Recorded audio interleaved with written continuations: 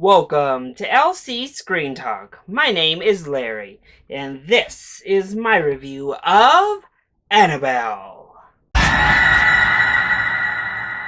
Comes Home.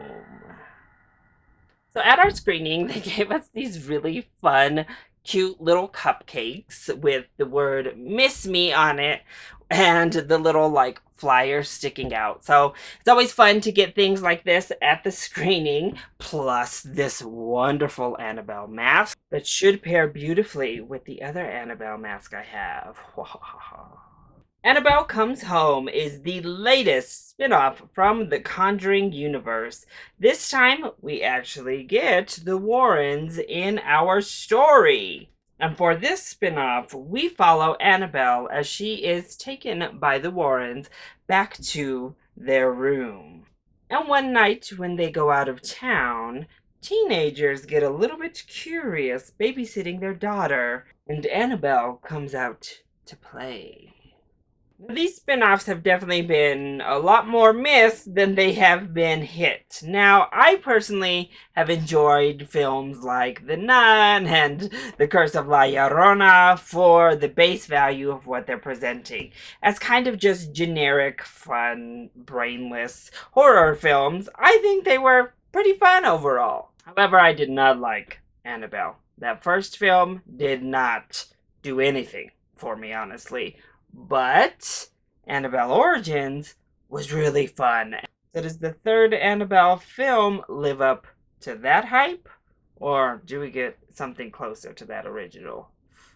Well, I'd say it's probably smack dab right in the middle. And the second best of these spin-off films from the Conjuring universe. I actually had quite a bit of fun with Annabelle Comes Home. So, let's go ahead and talk about the positives first. Well, I want to start by talking about our cast because I believe they all do a really good job. Starting off with McKenna Grace. She plays Judy Warren, who is the daughter of Lorraine and Ed. She's really great. Actually, I think McKenna Grace has been really strong in every film I've seen her in to this point, and she was great here as well. She really delivers on the Scream Queen type of elements, but also a child who is struggling with being a medium, being an outcast. She has a lot going on, and I think McKenna Grace, especially for a younger actress, did a great job at portraying all of that. Of course, Patrick Wilson and Vera Farmiga do a wonderful job. Farmiga, in particular, always has that little bit of extra to do in these films, and she was wonderful in limited screen time.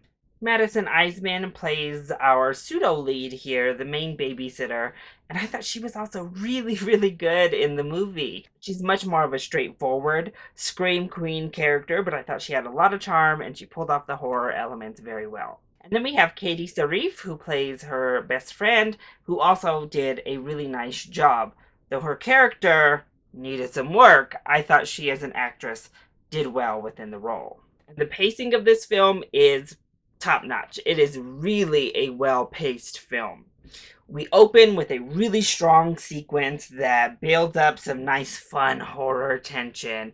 Then we kind of build up the situation. We lay some nice groundwork for most of our characters here. A beautiful backstory and extra layer is added to McKenna Grace's character, and I thought that it had a nice payoff and it was an interesting layer to add on to this story. The added complexity of the child of these two mediums and what that does to the child. And it really works well throughout the film.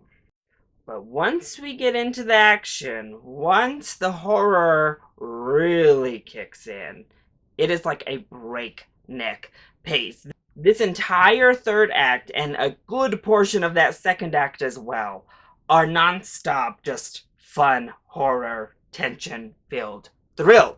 Now, there are a lot of jump scares. There is no denying that. But again, in the modern age of horror, it's inevitable. Jump scares need to be present for a mainstream horror film. It just is what it is. Audiences are expecting it. And my personal audience reacted strongly. They're well built. They bring good suspense to them. The jump scares kind of build upon one upon the next, and they have nice actual payoff with what it is that comes at the end. There's some really creepy type of imagery. There's some really creepy lore. We really get to know a wide array of the items within that room outside of Annabelle herself. And Annabelle is given some really nice screen time. Not too much, just enough, and it's effective use of the doll. Also, I think most of the subplots worked. I really enjoyed the friend and her reasoning behind doing the not great stuff that she does. But again, the subplots that add that added layer have nice payoff by the end. So, what didn't work so well when it comes to Annabelle Comes Home?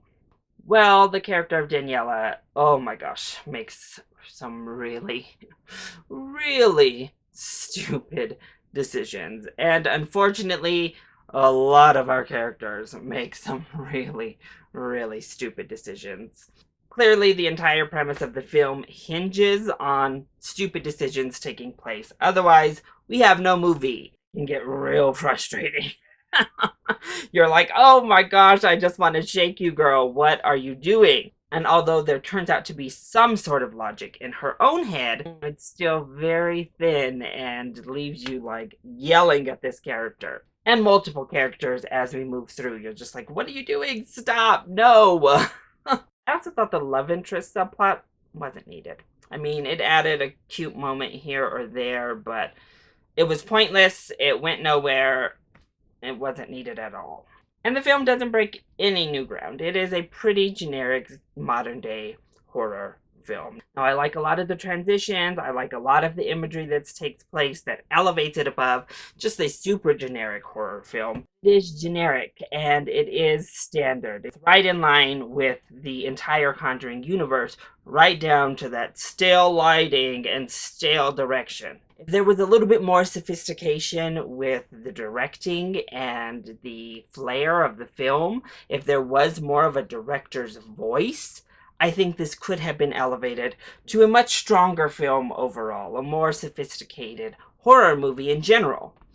But as it is, it's a perfectly serviceable popcorn horror film.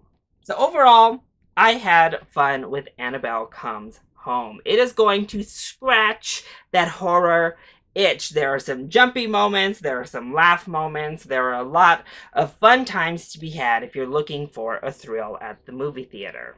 Are you going to have nightmares about Annabelle Comes Home? Well, unless you have one of these creepy Annabelle dolls. No, probably not. And come the end of the year, this is not going to be one that really sticks in your head. But while you're in that movie theater, in the dark setting, with a group around you, I think you're going to have quite a bit of fun. So for that, I give Annabelle Comes Home a full price ticket because you know my rule. If you're going to go see a horror or a thriller in the movie theater, you gotta go at night. I mean, come on. If it's worth seeing in the theater, then you gotta see it in the nighttime. Otherwise, if horror just isn't really your jam and you need some sort of prestigious horror to get your thrills, then you can probably just pass on Annabelle Comes Home altogether. It is certainly not that. So, that is my review of Annabelle Comes Home. I hope you enjoyed it. If you did, go ahead, click like down below and subscribe to the channel so you are always up to date on our latest videos. Also, join in on the discussion. Are you excited to see Annabelle Comes Home? And what is your favorite of the Conjuring universe spin-offs? Let me know either in the comment section down below or you can hit me up on Twitter. I love you all so much for your support. Mwah! Thank you for watching and I'll see you next time. Bye!